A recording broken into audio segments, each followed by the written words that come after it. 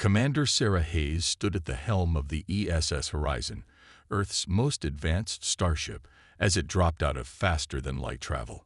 The vast expanse of deep space stretched before them, punctuated by the gleaming silver hull of an alien vessel that dwarfed their own ship by orders of magnitude. "Signal coming through, Commander," Lieutenant Chen reported from her communication station, her voice steady despite the historic moment. "They're responding to our greeting." The bridge crew held their breath as the holographic display flickered to life, revealing their first glimpse of the Arctians. The aliens appeared almost crystalline, their translucent bodies refracting light in mesmerizing patterns. Their leader, who introduced himself as High Commander Vexthor, regarded the humans with an expression that even across species barriers read as thinly veiled disdain. "So," Vexthor's translated voice filled the bridge, each word dripping with condescension. "The primitive species that's been making such noise in this sector finally manages to crawl out of their gravity well. How quaint." Sarah maintained her diplomatic composure, though her jaw tightened slightly. "On behalf of Earth and the United Solar Federation, we extend greetings and hope for peaceful cultural exchange." A sound like crystalline chimes echoed through the communication channel. Arctian laughter. "Cultural exchange. What culture could you possibly have that would interest us? Our civilization was charting the stars when your species was still learning to make fire." Dr. Marcus Rivera, the ship's chief scientist, stepped forward. "We've made significant advances in quantum physics, particularly in the field of quantum physics." Vexthor interrupted. "You're like children discovering that water is wet. Your greatest achievements wouldn't qualify as elementary school projects for our younglings." For the next 2 hours, the Arctians systematically dismantled and dismissed every human achievement presented to them. Art was primitive emotional expressions, technology was quaint attempts at understanding the obvious, and human history was a tedious record of meaningless squabbles. But during this diplomatic humiliation, something else was happening. Deep within the Horizon Science Lab, Dr. Rivera's team was quietly analyzing every quantum fluctuation, every energy signature emanating from the Arctian vessel. The aliens, so confident in their superiority, never thought to mask their technological signatures from what they considered primitive sensors. As the cultural exchange drew to a close, Vexthor delivered his parting shot. "We will allow your species limited access to some of our outer trading posts.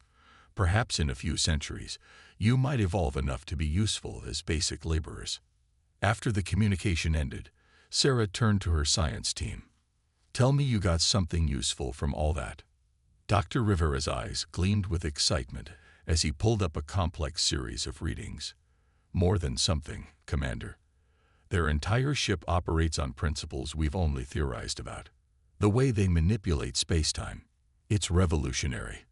But there's something else." He highlighted a particular energy signature. "They're completely blind to certain quantum frequencies. Frequencies that match exactly with Project Echo's latest breakthrough."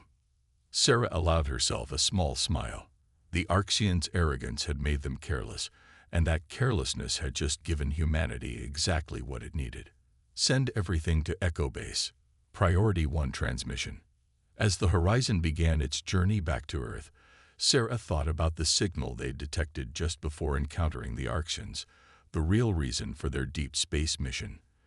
The signal that suggested something massive was stirring in the darkness between the stars, something that even the mighty Arctians hadn't noticed. "They think we're primitive," she murmured, watching the alien ship disappear into FTL. "Let's hope they keep thinking that. We're going to need every advantage we can get for what's coming." In the depths of space, far from any star system, another signal pulsed. Ancient machines, dormant for millennia, began to wake. The game board was set, and humanity, despite its apparent primitive status, had just become a key player in a cosmic drama they didn't yet understand. The real question wasn't whether humanity could prove itself to the Arctians.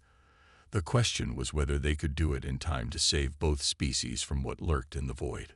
3 kilometers beneath the Antarctic ice sheet, Project Echo's central chamber hummed with barely contained energy.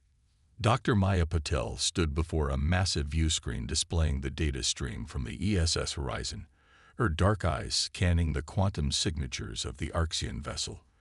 Behind her, a team of Earth's most brilliant scientists worked in focused silence, their faces illuminated by holographic displays. "They're using 11-dimensional folding," Maya announced, highlighting a particular pattern in the data. "But look at this. They're completely ignoring the quantum resonance patterns in dimensions 12 through 15. Dr. James Chen, quantum mechanics specialist, leaned forward. "It's like having a Ferrari, but only using first gear. They've mastered the technology, but they're not pushing its boundaries." The chamber's main door slid open with a soft hiss, admitting Commander Hayes. She'd made the journey from orbit to the facility as soon as the horizon had returned. "Please tell me we can use this," she said, stepping up to the displays. Maya's response was to pull up another hologram, this one showing Project Echo's prototype. The device occupied the chamber next door, a sprawling collection of quantum processors and crystalline matrices that would have looked like abstract art to anyone without the right scientific background. "The Archeans are using brute force to manipulate space-time," Maya explained. "They're so advanced that they've never needed to be elegant about it. But she smiled, bringing up a simulation. "We had to get creative." The simulation showed two approaches to faster-than-light travel. The Archean method was like punching through dimensions with a sledgehammer. Project Echo's approach was more like finding the loose threads in spacetime's fabric and carefully unraveling them. "Their technology is more powerful," James added, "but ours is more precise, and because they never considered this approach, they have no way to detect it." Commander Hayes watched the simulation with growing excitement. "How close are we?" "The prototype is ready for its first full power test," Maya replied. "We were waiting for the Archean data to confirm our theories. Now we know we're on the right track." The test was scheduled for the next morning. As the facility's staff made final preparations, Maya found herself in the observation room, staring at the prototype through reinforced windows. The device seemed to shimmer slightly, as if it wasn't quite in phase with normal spacetime. "Couldn't sleep either?" James asked, joining her with 2 cups of coffee. Maya accepted one gratefully. "I keep thinking about those signals the horizon detected. The ones that don't match any known pattern, natural or artificial. The ones getting stronger." James nodded. "You think they're connected to why the Archeans are expanding into this sector now?" "I think there's a lot happening that even the Archeans don't understand, and I think we might have accidentally stumbled onto something they missed precisely because we had to approach everything differently." The next morning, Project Echo's central chamber was packed. In addition to the regular staff, top military brass and government officials had arrived to witness the test. The prototype hummed louder than ever, quantum matrices spinning up to full power.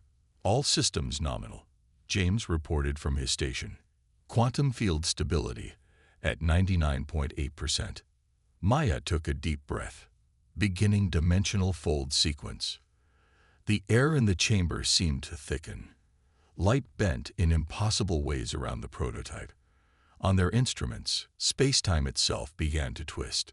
"Fold holding stable at 15 dimensions," Maya announced, preparing to initiate trans-dimensional slip. That's when every alarm in the facility began screaming at once.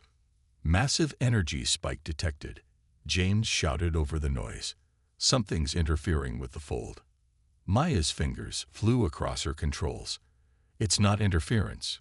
It's resonance. The prototype is connecting with something out there." Through the quantum noise, a pattern emerged. The same pattern the horizon had detected in deep space, but stronger now, clearer. As the prototype interfaced with 15-dimensional space, they could finally see what it was. A message, a warning, and a set of coordinates. The prototype powered down, leaving the chamber in stunned silence. Maya stared at the decoded message on her screen, her hands trembling slightly. "Get me a secure line to the Joint Chiefs," Commander Hayes ordered. and contact the Horizon. Tell them to prepare for immediate launch." "What do we tell the Arctians?" someone asked. Hayes looked at the message again, her expression grim. "Nothing. Not yet. They've made it clear they're not interested in what primitive humans have to say." She turned to Maya. "How quickly can you adapt the prototype for ship-scale deployment?" 2 weeks, Maya replied. "Maybe less if we run parallel construction teams." "You have 1 week," Hayes said. "If this message is right, we're all running out of time." As the chamber erupted into focused activity, Maya caught James's eye. They both knew what this meant.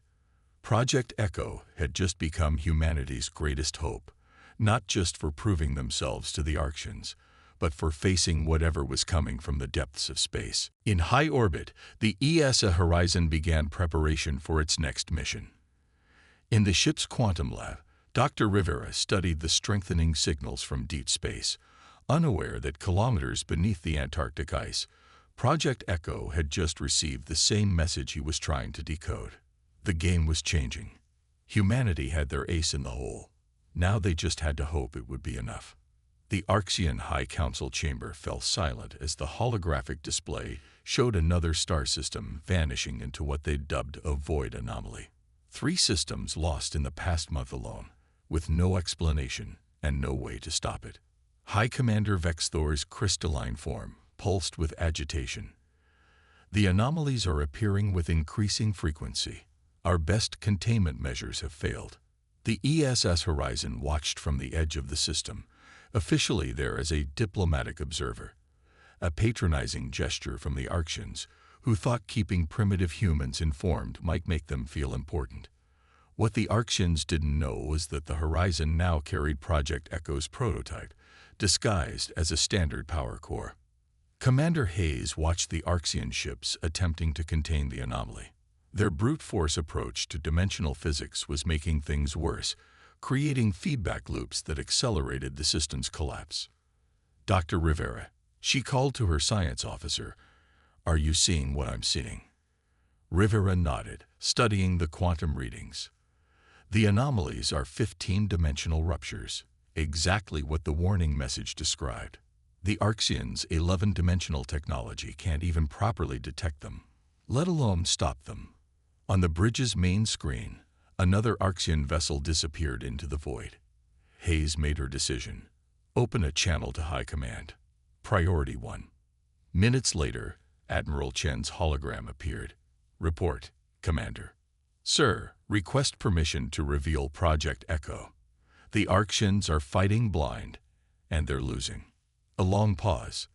The Joint Chiefs anticipated this request. Another pause. "Permission granted. But Commander, reveal only what's necessary. We're still not sure who or what created those warning messages." Hayes turned to her crew. "Battle stations. Maya, power up the Echo drive. Let's show them what primitive humans can do." The Horizon's power core hummed to life, quantum matrices spinning up to full power. 15-dimensional space bloomed around the ship like an invisible flower. Multiple Arxian vessels on an intercept course, Lieutenant Chen reported. "They're demanding we withdraw to a safe distance. Send them the dimensional scans," Hayes ordered. "Let's see how fast their arrogance turns to interest." The data transmitted to the Arxian fleet was like giving sight to the blind.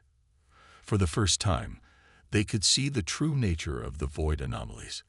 Massive tears in the fabric of space-time, bleeding energy across multiple dimensions.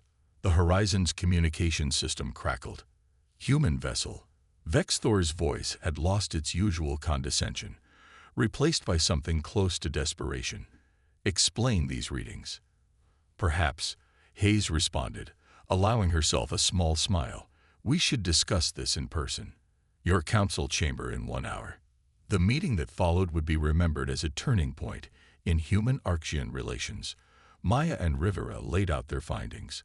The anomalies were artificial, created by ancient quantum dimensional technology far beyond even the Arxians' understanding. The warning messages were from the creators of that technology, reaching across time to prevent a catastrophe. "The barriers between dimensions are breaking down," Maya explained to the assembled Arxian Council. Each anomaly weakens them further. If we don't find a way to reinforce them, the entire galaxy could be torn apart. And you believe your Project Echo can help?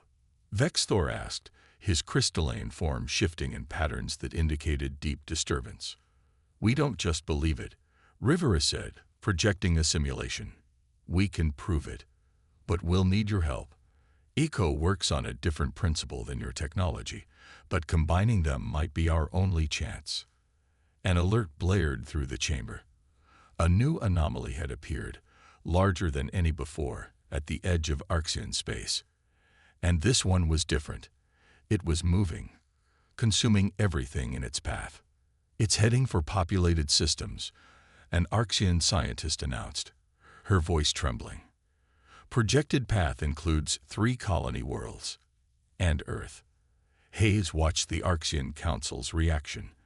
Their arrogance had crumbled in the face of this threat, replaced by genuine fear. But there was something else in their crystalline features, a growing recognition that they'd severely underestimated humanity. How long until the Echo Drive can be adapted to your larger ships? Vexthor asked. That's the wrong question, Maya replied. We don't need to adapt Echo to your ships. We need to build something new, together. Something that combines both our technologies. Impossible, an Arxian counselor objected. The engineering challenges alone. Impossible, Hayes interrupted. Like achieving 15-dimensional space-time manipulation with primitive technology. The galaxy is about to tear itself apart, and you're worried about engineering challenges. The chamber fell silent. Then Vexthor did something unprecedented. He bowed to the humans. We have much to learn from each other, it seems. Tell us what you need. As plans were drawn up and orders issued, Hayes received a private message from Earth. More signals had been detected, stronger than ever. Whatever ancient force had created the anomalies was stirring, and the warning messages were becoming increasingly urgent. The galaxy's 2 most powerful civilizations were finally working together. But would their combined strength be enough to face what was awakening in the void? The combined fleet hung in high orbit around Mars, a breathtaking fusion of human and Arxian engineering. At its center, the newly christened HFY Unity stood as a testament to what 2 civilizations could achieve when they worked together. The ship's quantum core pulsed with power, 15-dimensional matrices working in perfect harmony with Arxian crystal technology. Commander Hayes stood on Unity's bridge, surrounded by a mixed crew of humans and Arxians. The ship had been built in record time, desperation driving both species to engineering feats they'd thought impossible mere weeks ago. Final diagnostics complete, Maya reported from her station, her hands dancing over controls that merged holographic interfaces with crystalline manipulators. The dimensional stabilizers are functioning at 115% of projected capacity. Beside her, the Arxian scientist Valthor nodded in approval. The harmonic resonance between our technologies is unprecedented. Perhaps we were not entirely wrong about humanity's potential. We simply failed to recognize its unique nature. Save the apologies for after we saved the galaxy, Hayes responded, though not unkindly. Status of the anomaly. The main view screen showed a visualization of the approaching dimensional tear. It had consumed 2 uninhabited systems in the past week, growing larger and more unstable with each absorption. The combined fleet represented the last line of defense before it reached populated space. Time to intercept. 6 hours, Lieutenant Chen announced. All fleet elements report ready. Hayes opened a channel to the assembled ships. This is Commander Hayes. You all know what we're facing. The dimensional breach threatens not just our civilizations, but the very fabric of space-time itself. Today, we prove that our differences mean nothing compared to what we can achieve together. The response came as a unified chorus of acknowledgments. Human and Arxian voices joined in common purpose. The fleet moved into formation, each ship's quantum sensors aligned to create a detection web that could track the anomaly across all 15 dimensions. New signal detected, Rivera called out suddenly. It's different from the others, stronger, more coherent. The message that appeared on their screens was crystal clear this time, no longer just a warning but a set of instructions. Ancient symbols merged with quantum equations, describing a process that made both human and Archean scientists gasp in understanding. "They're not just warning us," Maya breathed. "They're showing us how to seal the breach."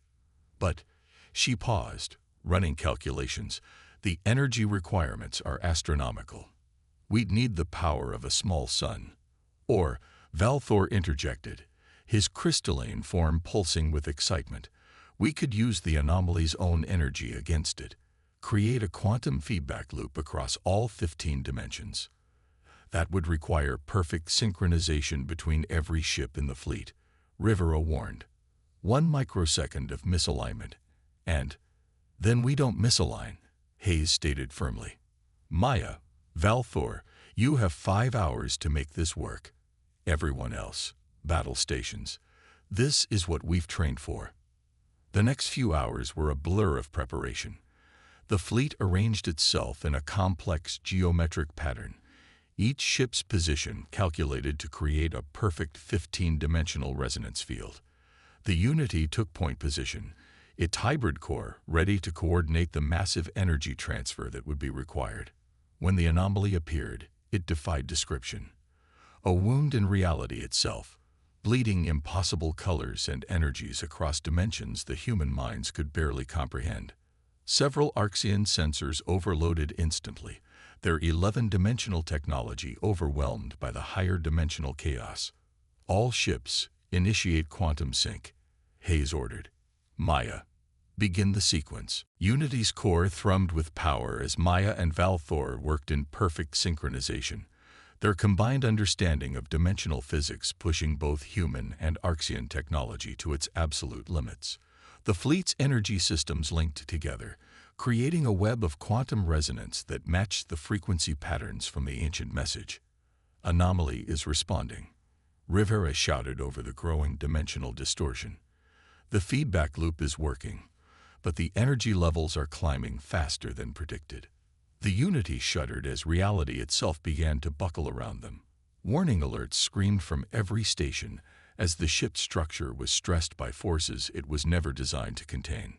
"Hull integrity failing," Chen reported.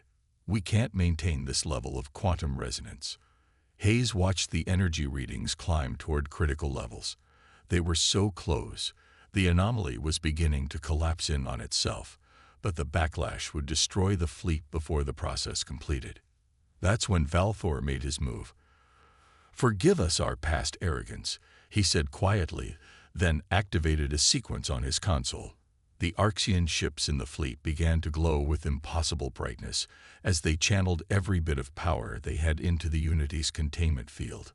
"Valthor, what are you doing?" Maya cried. "Those energy levels will tear your ships apart." "Perhaps," the Archean replied calmly. "But we owe humanity this much. Prove us wrong one last time. Show us that your echo technology can close the breach." Hayes understood instantly. "Maya, reroute all power to the echo matrices. Let the Archean ships handle the energy containment. Lieutenant Chen, get me a fleet-wide channel." She took a deep breath. All hands braced for dimensional shift. "Maya, finish this." Maya's fingers flew across the controls as the Unity's hybrid core screamed with power. Around them, the Archean ships blazed like artificial suns, channeling impossible amounts of energy into their containment field.